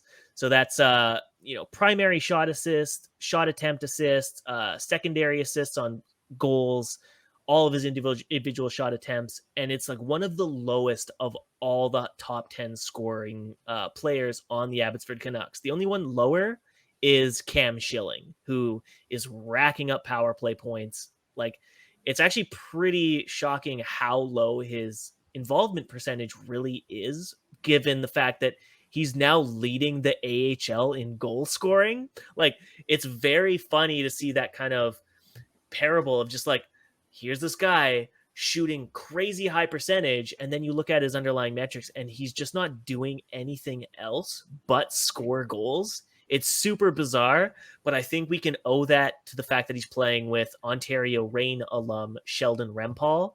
Rempahl has been an absolute monster for the Canucks this year, which is fascinating because he had one of the most uninspiring preseasons I think anyone in Canucks media, Canucks Twitter, anyone in hockey ever saw. He was just a guy who didn't do anything in preseason. Everyone just wrote him off immediately. But at the AHL level, he's rocking a team high 43.6% Corsi involvement. So any of those shot attempts that are happening with him on the ice, 43% of them are because of him, either his assists or either his individual shot attempts. The guy's a machine. He's 1 point back of Dries right now in the scoring the scoring leaders. Kid's unreal. Sheldon Dries, on the other hand, again, apologies, Mrs. Dries. I don't mean to be pooping on your son's contributions. It's really wonderful what he's doing. He's a big contributor for the team's power play, the penalty kill, and 5v5. But like you said, I would be shocked if this was sustainable. It's just not. 32% over an entire 68 game season. It's just not going to happen. Well, and to kind of chime in, because again, I covered Sheldon Dries for a few seasons here in Colorado as well. Mm-hmm. He wasn't exactly playing with slouches, here on the top lines in Colorado. I mean, TJ Tynan, who himself is having a great season in Ontario. Again, a change did him good. I mean, he did great in Colorado too, obviously, AHL MVP last year. But, I think as well, the first season that the Eagles played in the AHL level, I think Dries was on a line with Andrew Agazzino as well. And so, those are some pretty big names that, to shake a stick at the AHL level. But like goaltending is voodoo that we often say here on the program, Cody, I also think like line chemistry can be a bit of voodoo as well. Oh, for sure. And so for sure. For Rempahl and him to be clicking so well is just, I mean, it's something that we couldn't have foreseen, but it's working for Abbotsford, at least on the top line there, and Dries' production. Yeah, especially like I really think Rempahl is kind of the key guy in that scenario. Like he's seemingly found chemistry with every single person he's played with for Abbotsford this year.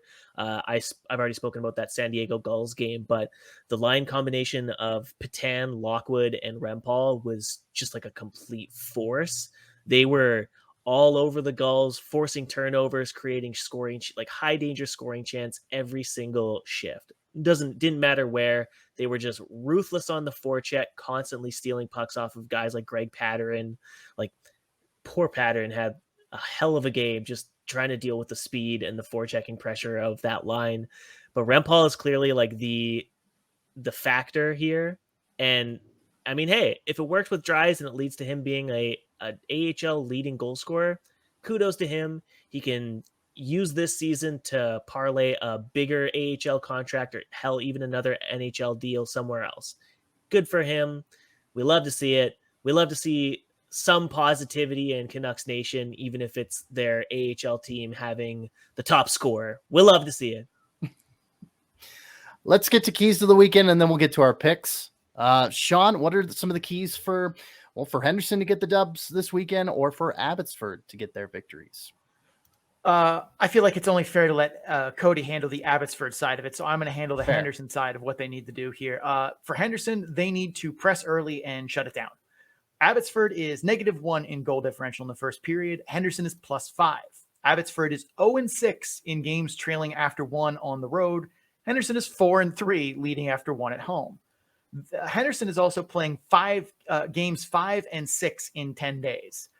If you can take a 1 or 2 goal lead into the first intermission, I'm completely okay with some dump and chase and shut down the neutral zone for 2 periods to grind out a win.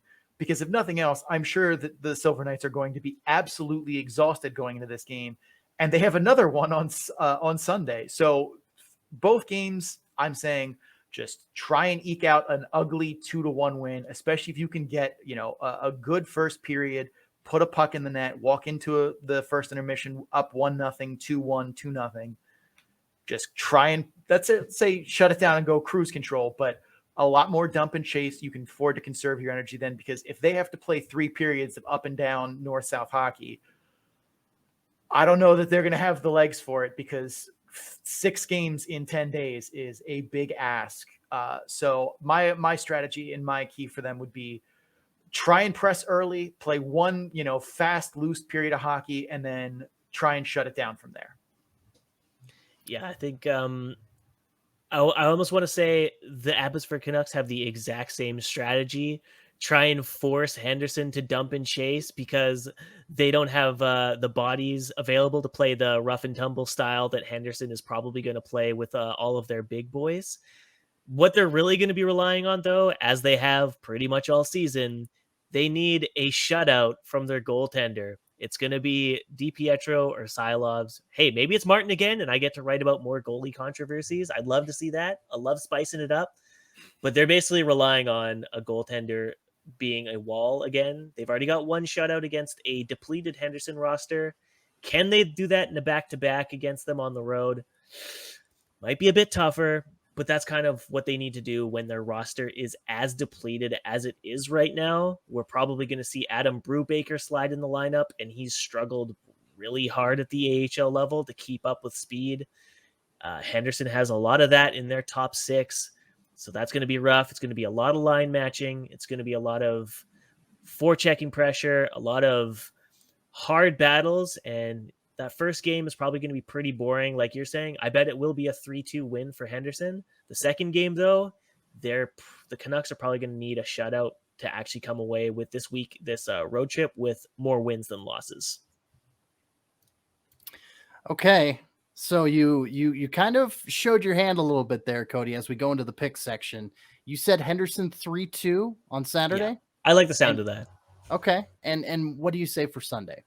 Sunday is going to be a 4-0 shutout for Henderson. 4-0 shutout for Henderson. Yeah. I'm going to channel some inverse vibes here and say Henderson shuts him out 4-0, and then it'll actually happen in the reverse, and Abbotsford gets the shutout just for reverse, shits and gigs. Yeah, reverse psychology. Exactly. Shits and gigs. I like that. I've never heard that before, but it makes sense. You're shortening up giggles there. Exactly. All right, now I'm going to pick. I'm going to say, when I'm looking at as I bump my pop filter there, when I'm looking at the schedule, it's like watching We Will Rock You kind of in text form. Win, win, loss, win, win, loss, win, win. And I think they're going to continue on that pattern. So I say Abbotsford gets that first victory on Saturday, and then Henderson emerges victorious on Sunday. Shawnee, what do you say? I mean, losing Brisebois, DiGiuseppe, and Yulson to call-ups for Vancouver hurts. I doubt they're back in time to make the lineup for either games this weekend. But I have to think the wear and tear of 6 games in 10 days hits Henderson. I'm going to take Henderson Saturday and then Abbotsford on Sunday. And Sean, what does the model have to say about who's going to win this weekend? I actually did a rare thing and updated the model today in terms of who is in and out. So these are the freshest numbers we can have available for the broadcast. Henderson is a 51% favorite, given all of the call-ups that are at least processed through, we'll say 5:30 today, Eastern Coast time. So, real thin slice there, as Abbotsford is missing some big guys, and Henderson is still has its full roster more or less, but hasn't seen quite the surge from Sven Bartucci or some of the others that you would have expected to see so far this season. Well, that's going to be it for covering the weekend preview for Abbotsford and Henderson. Cody, I know I slid into your DMs and said, hey, 20 minutes should be good, right? And you gave me the thumbs up. And here we are at the 45-minute mark. People like talking about the teams that they cover. Imagine that. That's why we're trying to limit one guest per program now, because we don't want to edit 2.5 hour 2.5 hour shows. I had to do that when Sean was gone one time. I had 5 guests on the show. I know better now. So, but Cody, thank you so much for coming on the show. And once again, since you know all the facets that you serve the Canucks Army for, not the actual Canucks Army, that's a different site, but the Canucks Nation, as it were, where can people find you? Where can people find your writing? Where can people find your chatting? I know I see you on Twitter Spaces going live. So yeah, tell us about that. Tell us about everything else too. I'm sorry, there's like a giant spider on my wall behind my computer. It just freaked me out. Oh my God, it's huge. Calder Farmstead fans, you can see me on Twitter at Cody Sievertson.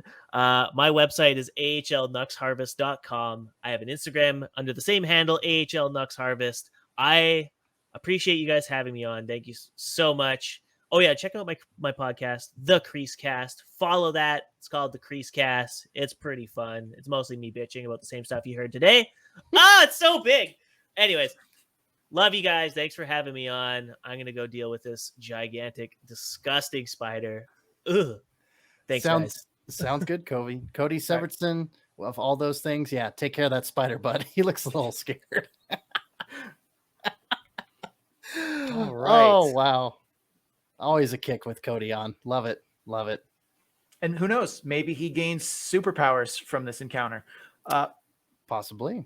Yeah. We're going to take a break here. After the break, we will get to the speed round. If you're just here for Henderson and Abbotsford, thank you for stopping by. Don't forget to subscribe wherever you're listening to us from so you get episodes in a timely fashion.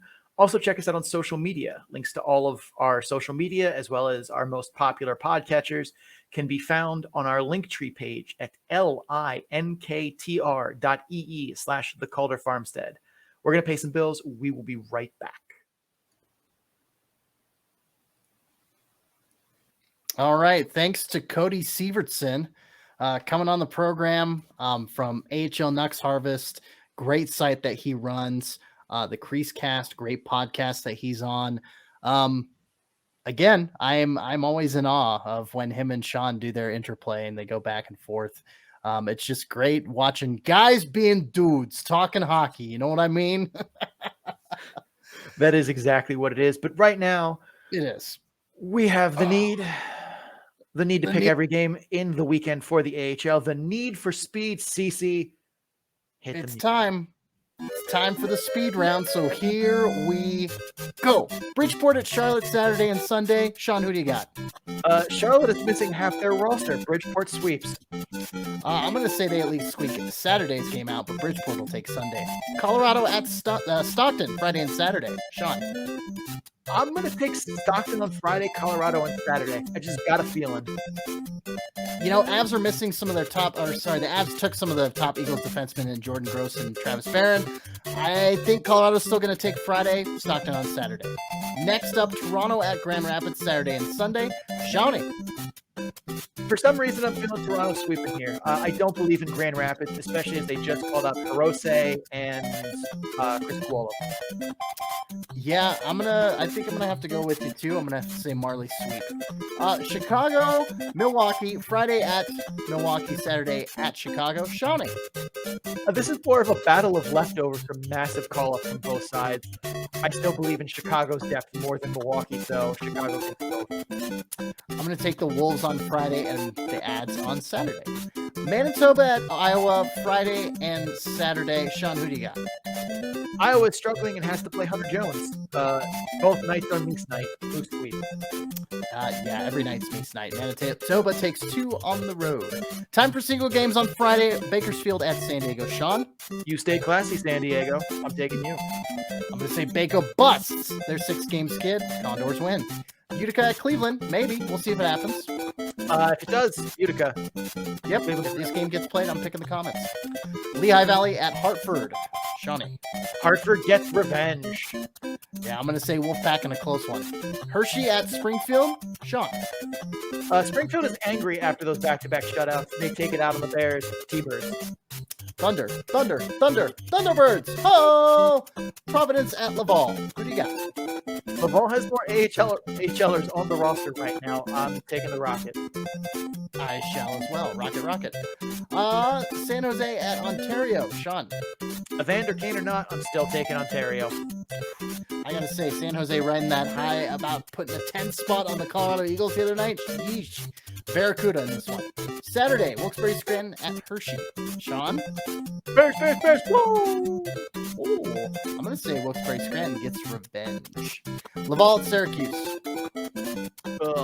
Syracuse, I guess.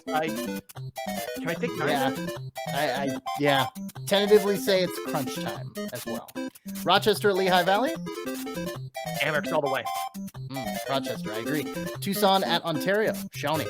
Random Dr. Jekyll appearance for literally no reason. I will go Tucson. And I'm going to say Ontario brings out Mr. Hyde. I'm going to go with the rain. San Jose at San Diego. Evander Kane makes a difference here. If he plays, I say Cuda. If he doesn't, I say Gulls. Am I a madman? I'm going to say San Jose again. Sunday, last but not least, Rochester at Hershey. Seth Appert has too much firepower at his disposal. I'm going Rochester. I'm going to say that home cooking works for Hershey. I'm going to say, duh, Bears. 3 minutes, 27 seconds. We're getting faster. We are, but it feels like, I don't know, some of those games with the splits, can't teams just play, the same team, twice in a row on the weekend? Apparently not in the North and the Atlantic Division. I feel like that happens quite a bit. It does in the other divisions too, but anyway, I digress. Well, Sean, we had a very nice episode number 69, if I say so myself. And that's it for the show. So thank y'all for watching and or listening. The Calder Farmstead is part of the Full Press Radio Network. You can listen to this and several other great hockey, sports, and sports entertainment / pro wrestling programs at fullpresscoverage.com. Just click on the podcast drop-down menu in the top right portion of the website. Give it a click. That's the list populating there. And you can enjoy all and any of those podcasts. And again, gratefulness. Thanks for choosing us for, your consumption, as it were. And if you guys are enjoying the Calder Farmstead, please make sure you subscribe so you get episodes in a timely fashion. Also, if you're listening on Apple Podcasts or on Audible on Amazon, please rate and review the podcast. Or if you're watching on YouTube, like the video, comment on what you thought of the episode, press all the buttons, go nuts. Doing so helps others find the show, and your reviews help us improve it. You can also follow the show on social media at Calder Farmstead on Twitter, at the Calder Farmstead on Instagram and Facebook. That's where we do the memes, and all of our social medias are not the same. So we post some memes and some of them that don't go on the others. So you should be on all of them so you can find all of our fun stuff. Links to all of that and more can be found in our Linktree page, which is linktr.ee/The Calder Farmstead. Big thanks to Adrian Drake, who made our theme music. You can find him on social media at AD_dysfunction. That's AD_DYSFUNCTION. So we can make music for you too. Cece, where can people find you? Well, my name is CC Hockley, and you can find me representing Full Press Hockey on Twitter at FPC_AHL, and at my personal Twitter account at CCHawk. That's SEESEEHAWK. You can see me tweeting a lot about hockey, but as you saw last night, as I was in Boston, Massachusetts for the Genesis concert on their farewell tour, I'm a multifaceted individual. I love me some good prog rock music, and hopefully if it keeps me interested, it's not going to be bullshit for you. You can check out my writing on the Full Press Coverage Network at www.fullpresshockey.com, and I will throw in there that Sean, the Calder Farmstead, is now at 100 subscribers on YouTube. Woo! Century mark. As soon as this episode is done recording, I'm going to go make sure we nab that website name. URL. So yeah. Sean, that aside, I had to celebrate there for a moment with you. Where can the people find you, my man? I'm Sean O'Brien. You can find me on Twitter at Sean O'Brien81. That's SeanObrien81. I'm also on Instagram at Sean O'Brien_81. Both are personal accounts. My Twitter account is where I tweet the graphs every week on Tuesday. My Instagram account, no graphs, mostly puppies. My pup, Parker, who's a beautiful dog, and she knows it. You can find all of the graphs and interact with them on your own on my Tableau page at bit.ly/data-dump-and-chase. That's where all the PDOs and all the point shares and all of that stuff lives. Bit.ly/data-dump-and-chase, all lowercase, all one word. CC, take us home. Again, that will do it for episode number 69 of the Calder Farmstead. For Mr. Sean O'Brien, I'm CC Hockley. And as always, we want to thank all the people and say, keep your stick on the ice.